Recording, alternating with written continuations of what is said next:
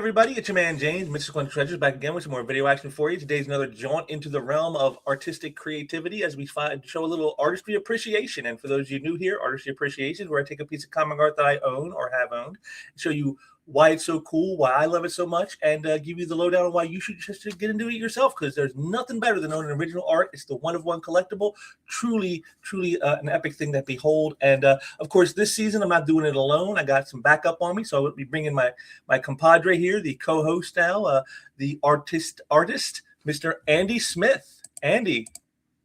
Hey.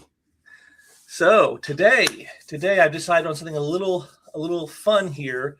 This guy is a major star of the industry, especially in the 90s. He was huge.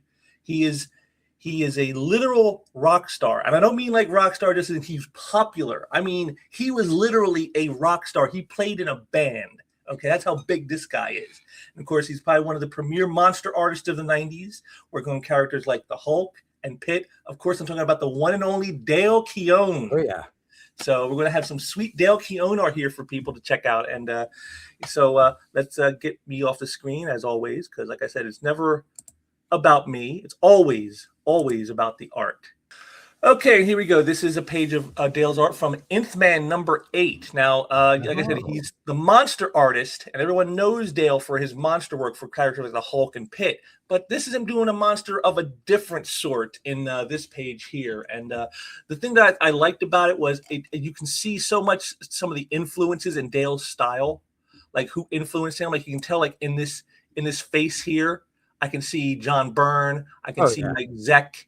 You know, I can see the guys who influence him. This arm right here, this screams Byrne to me, the way this arm is done right here. I just, with the hair on the arm, so much, and again, it's inks by Fred Fredericks, who, not the greatest inker in the world, but definitely someone who had a pretty prolific career doing a lot of stuff for a long time. And, like I said, it's a great powerful character moment. This is a moment from the character's past where he's thinking back to when he was living in an orphanage, and this is what he endured in the orphanage at the hands of the guy who runs it. Very powerful stuff. Like I said, anyone who's ever had corporal punishment by your parents, you kind of know what this feels like. So, like I said, just that top panel right here, just like it's immediate impact. I love the power, even though you don't really see it. He's blocking it from seeing what's actually, but you can tell, and it's just so poignant the way he does that. And again, the great close-up shots, and then the final shot here with the nurse, and again, just the hand with the belt. I love that. Like just the inference. You don't even need to see him doing anything to him, and yet you just this right here is just so menacing.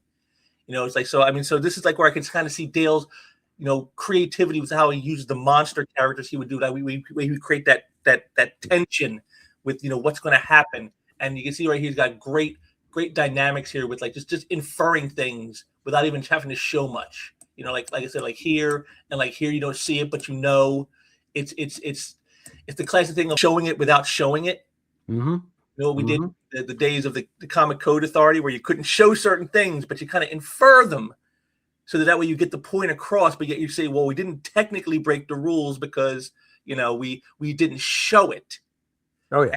And that's what I see with this here. But, I will say, again, just like the last one we did, I see a little bit with the panel flow not quite as smooth as it could be, because like here you got the arm and it's swinging to the right, but it doesn't bring you down to the face. And then here the face is looking straight at you, so it doesn't really lead you to the next panel. But then then after that, it kind of starts to get back to where it should be, the hand here leading you right into the final panel.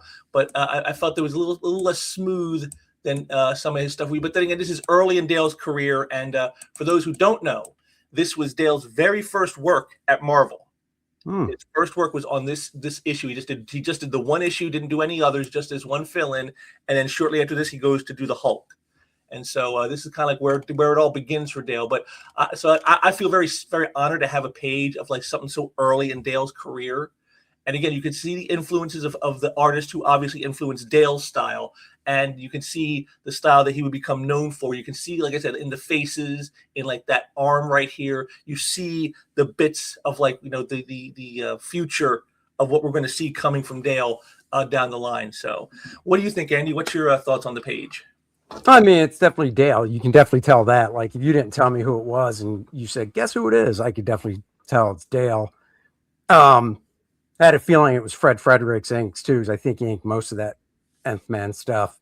I mean, I like it. I always like Dale stuff. When he first started over at Marvel, it definitely had more of a Byrne feel to it compared to the stuff he was doing for the small independent company. I can't remember the name of it off the top of my head. But Aircell.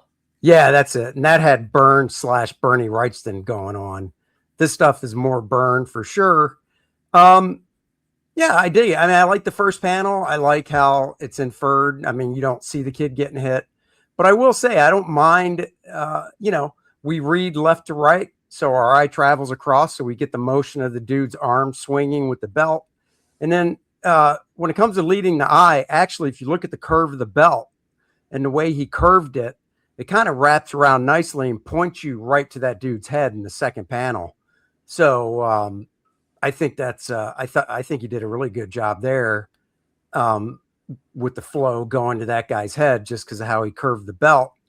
And then, yeah, I see what you're saying. The second panel is a straight on. It's a point of view shot from like the kid looking at the, I assume the dad. But the way he did the black shadow in the background at the top of the panel, the way if you look at just the angle of it, it mirrors almost the angle of the guy's shoulder. And by doing that, it kind of does direct you down to that kid's head. So, I think that works fine. And then he lined up, and who knows if this was intentional or not. Some of this stuff might be intentional and some of it might just be intuitive, and what I mean is, if you look at the eyes on the kid, they're almost in direct horizontal alignment with the dude's forearm in the next panel. So you go right across from his eyes horizontally across to the dude's arm. So you get that nice feeling of motion as the dude's swinging the belt again. And then, he's got the, you can basically say the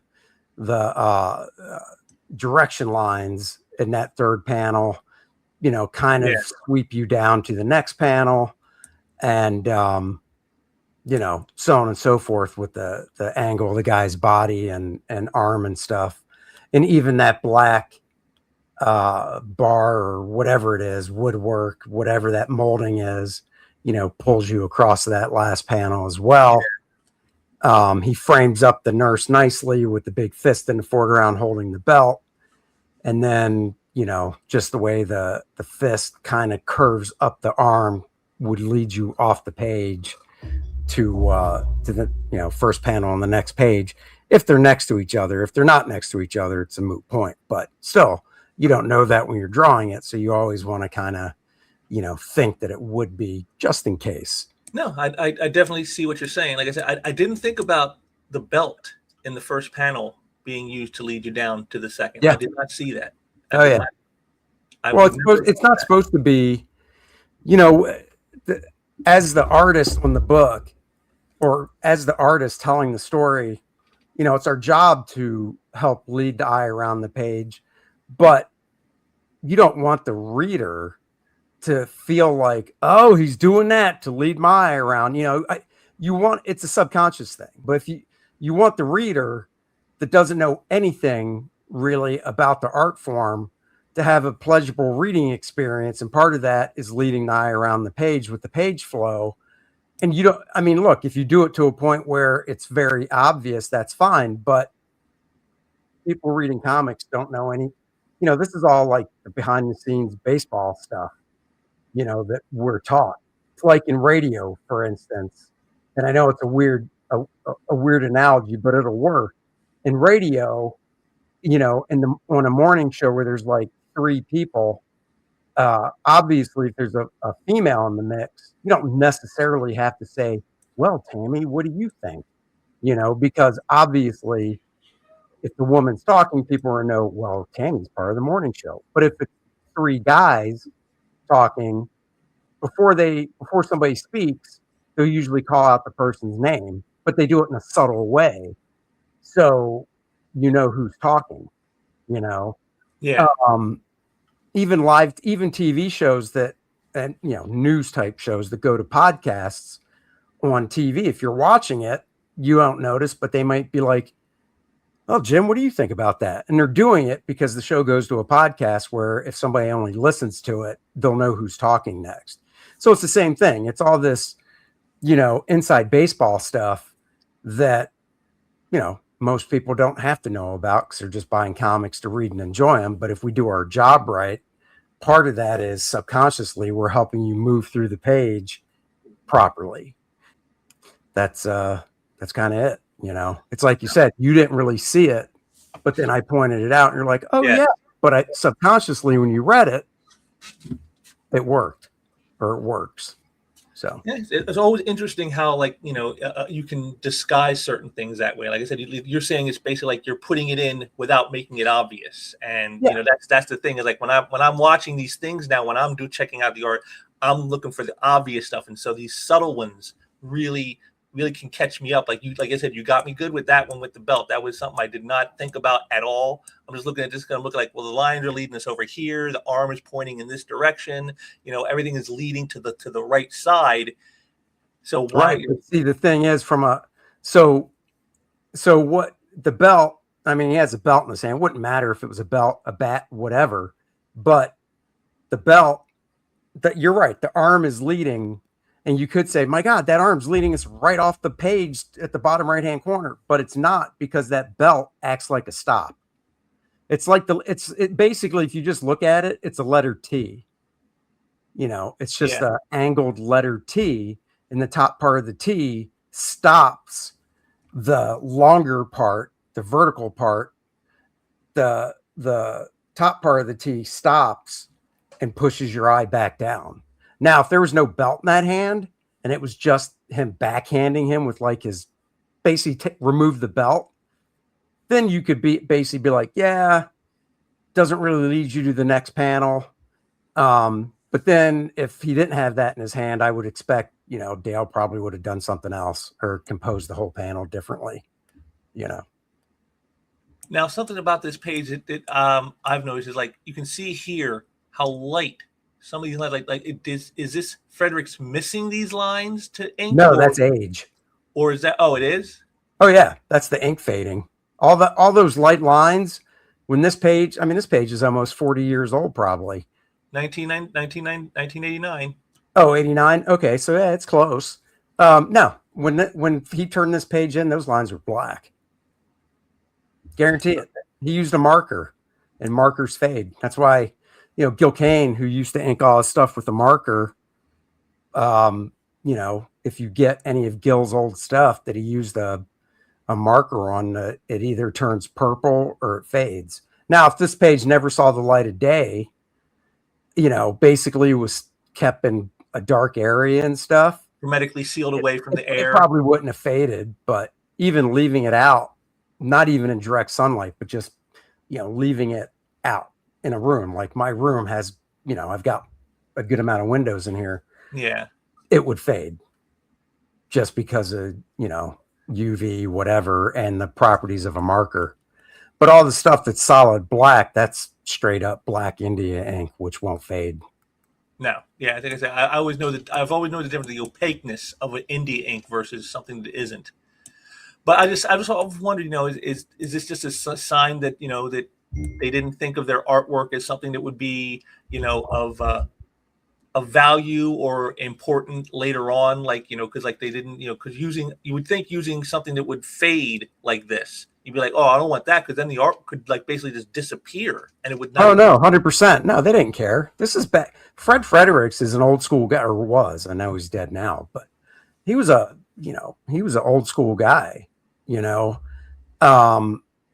All those guys from the Golden Age. So, and I'm not saying he worked in the Golden Age, but I'm sure he worked in the early Silver Age and stuff. It was all production art. I mean, these guys, Fred, when he was getting art returns, he was probably like, I'm getting my art back, because none of these guys came from an era where they got their art returns.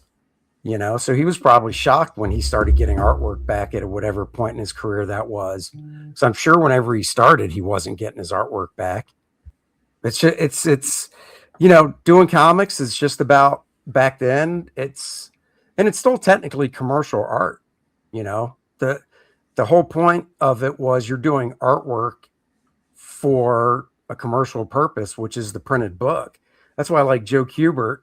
Well, not just Joe, but artwork from back then. And I say jokes. I have a couple pieces of his, and I had him as a teacher. He'd be like, "Oh, you made a mistake. You got to redo like that whole panel, for instance." He would just if he had to redo like that whole last panel, he would take his ruler and right along the panel borders, cut out the entire panel, put the page over a new page of Bristol with his pencil, draw in right on the cut that he did, lift the original art up, and on the new piece of Bristol, he'd have that pencil outline of that rectangular panel shape. He'd cut that out, pop it right in, and on the back of the page, use like Scotch tape to adhere to the page. And then he would just do his new panel. Or if he screwed up that woman's face real bad and he couldn't fix it with whiteout, he would cut out a piece of Bristol the size of her, a little bit bigger than her head, glue it down, and then just redraw a new head. I've seen that. I love that. Yes. I do that with my stuff, and I don't even have to because I have Photoshop, but I still do that stuff because I think it gives a certain charm to the original art when there's stuff like that on it. Yes, that's like the inside baseball stuff you're talking about. That like you wonder why is it got tape on the back? Why is this piece taped in, this piece of board on top of this other board? Why is that thing glued over top of something else? Why is it over top? And now we understand is like this was all techniques that they had back then before, as you said, Photoshop and computerized stuff could exist to alter things, post production.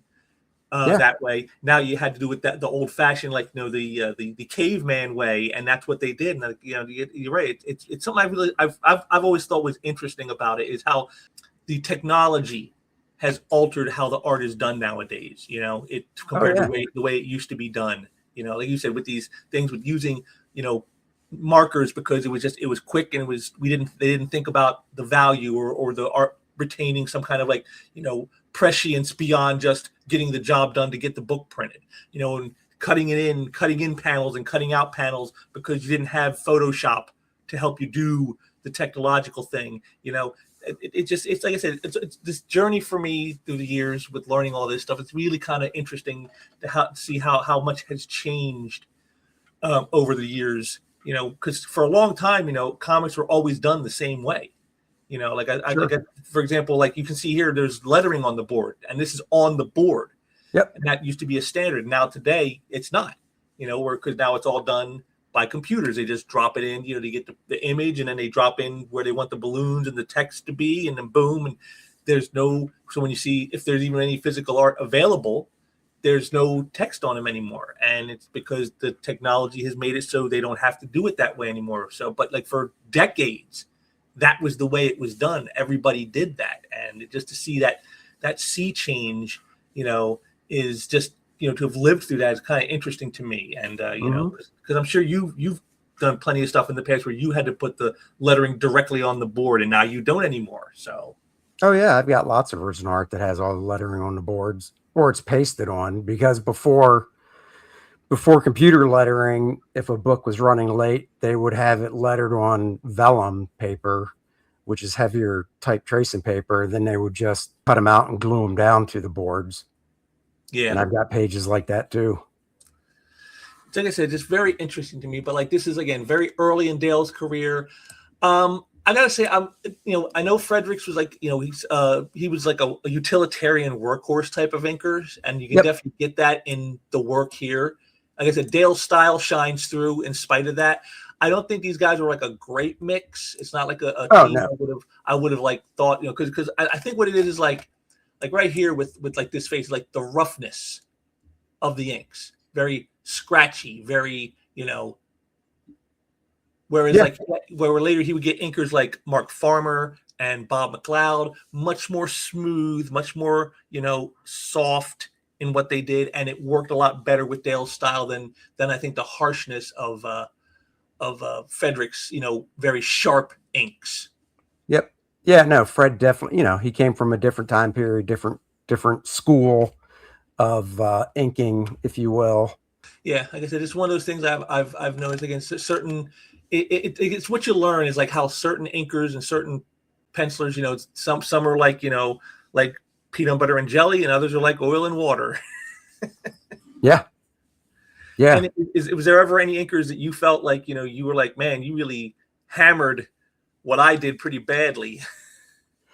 Oh, totally. My first job was just like Dale's, and I'm not saying this is bad.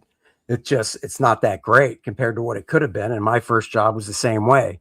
Fred Fredericks was born in 1929, so he was 60 when he inked this, which, look, I'm only 3.5 years away from that. But it's just the time period, what he grew up doing, being born in 29, probably starting his career somewhere in 1949. So he did work in the golden age and stuff, it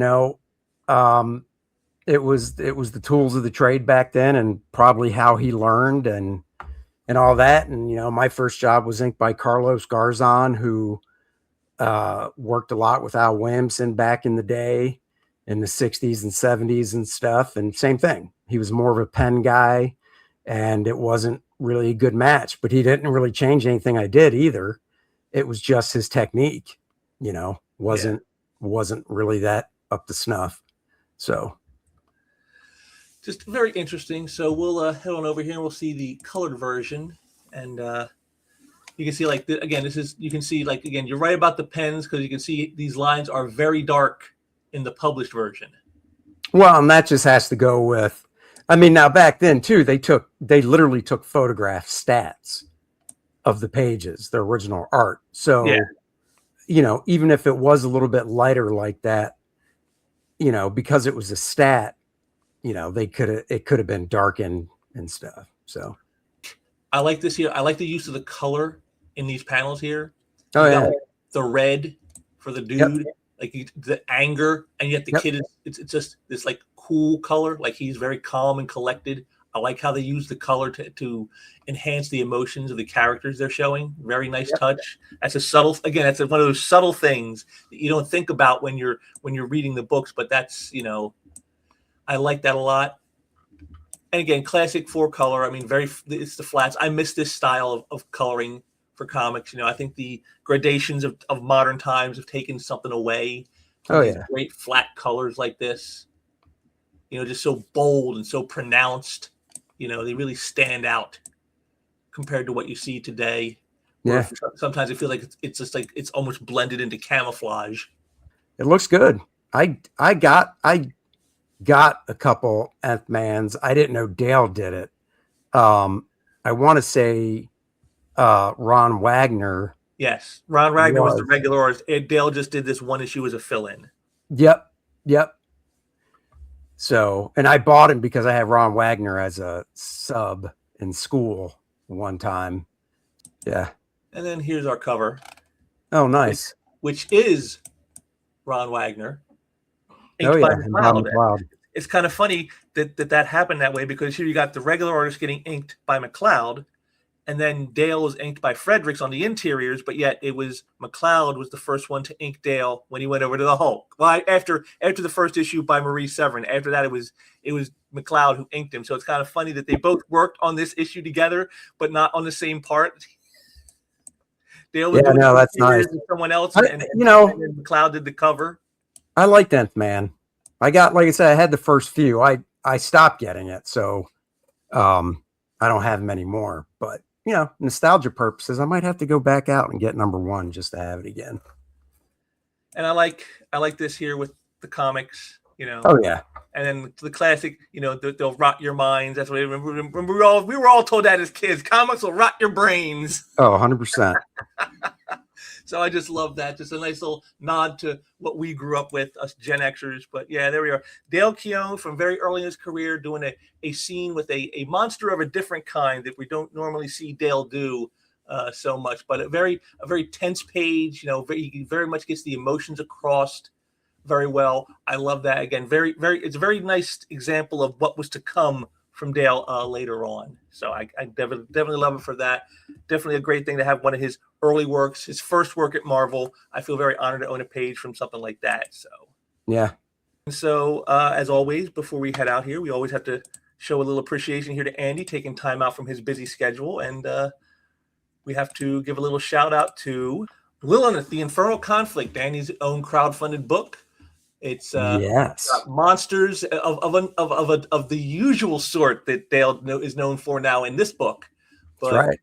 Andy's got great sword and sorcery and magic and monsters, all kinds of great stuff. It just says a dark epic fantasy, you know, great stuff, great multiple covers you have here, you know, the shirts, the gaming module, the sketch commissions, and of course, the craziest thing ever, Andy and Dennis hand delivering you your stuff. If you are of a mind to have some money to burn, they will come and hand deliver you your stuff. That's something that no other creators will ever offer you, I think. It's no one else will be crazy enough to do that. But so That's definitely right. And the good part is I am done with all the interior black and white art.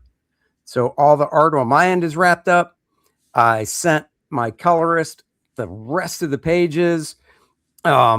We usually work in batches of pages where I send them like 4 or 5 at a time. But now that I'm all done and he's not that far behind me, I sent him all the rest. So he's got all the pages, and we just got to get stuff over to the letterer. So the campaign will be coming down sometime in August. So go get it now. And the nice thing is you won't have long to wait before it's in your hands. There you go, folks. We're at 410 backers. Let's get that to 450. We need to get some more backers in here. Get 450. We can do that. Get in there now. You only got a few weeks left before it's coming down. So head on over and check it out. Links down below in the description. And speaking of links, I have a little something here for myself. Finally, going to do a little self-promoting for once. Because, you know, if I don't do it, who's going to do it? Because no one else is going to do it for me. So I just want to point out, it's also down in the links below is my community page here on YouTube, where I put up polls of stuff. Like I just did one here talking about, you know, Hollywood respecting Western culture the same way they do foreign. Should they be doing that the same way? You know, I got, should superheroes use restraint when fighting normal criminals? I asked all these kind of interesting questions to people to get people's reactions to see what the audience is thinking, because sometimes what you guys answer to me tells me, hey, I should make a video about this kind of stuff. So this is definitely a very important thing here. I've been using a very important tool. So if you haven't joined that, go on over and check out my community page, answer some of the polls, because your answers can help dictate what you're going to see on this channel. So definitely want to do that. And of course, all the other links for me and Andy are down there where you can see us, Andy's YouTube channel, his X account, my X account, all that great stuff where you can find us and see us and, you know, come talk to us and have a good time. So, and speaking of good times, I guess this one's about to wrap up, but I want to thank you all for joining me today. I hope you enjoyed checking out some sweet early Dale Keown art from some of his very first work at Marvel. That's cool. Again, I want to thank Andy for joining us today, and I will be back soon with some more stuff. And so until next time, take care. Hey, if you enjoyed this content, be sure to like, share, and subscribe to the channel so you don't miss anything else. Thank you very much.